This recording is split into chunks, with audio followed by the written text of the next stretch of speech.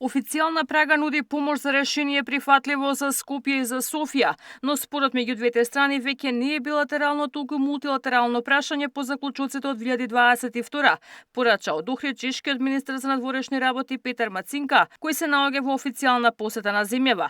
Вели во интерес на унијата е да се најде решение, но и да ја вреднува подготвеноста на Македонија за членство.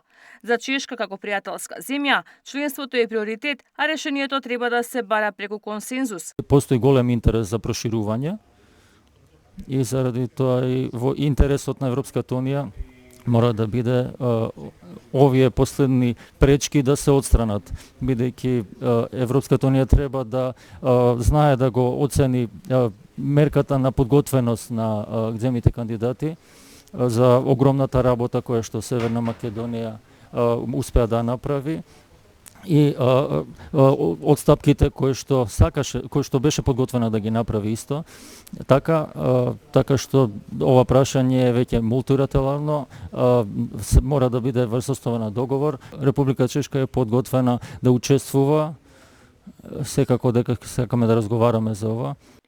Шефот на македонската дипломатија Муцунски го повтори државниот став дека интеграцијата во ЕУ останува стратешка цел, но очекувањата се процесот да биде предвидлив и соодветно вреднуван. Македонија не прифаќа преговори за македонскиот идентитет, јазик и посебност, деците на Муцунски. Дали треба да се најде соодветно решение? Нема никаква дилема.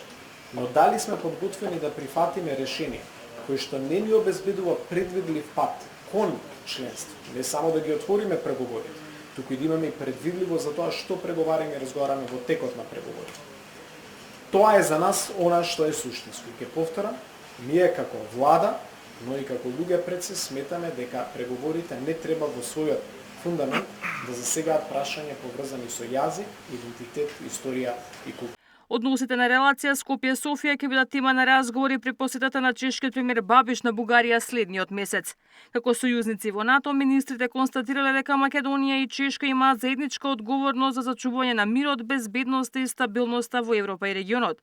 За време на дводневната посета на Македонија, Мацинка ќе се обрати и на амбасадорскиот совет утре во Скопје. Ивана Соколовиќ најдова, Сител телевизија.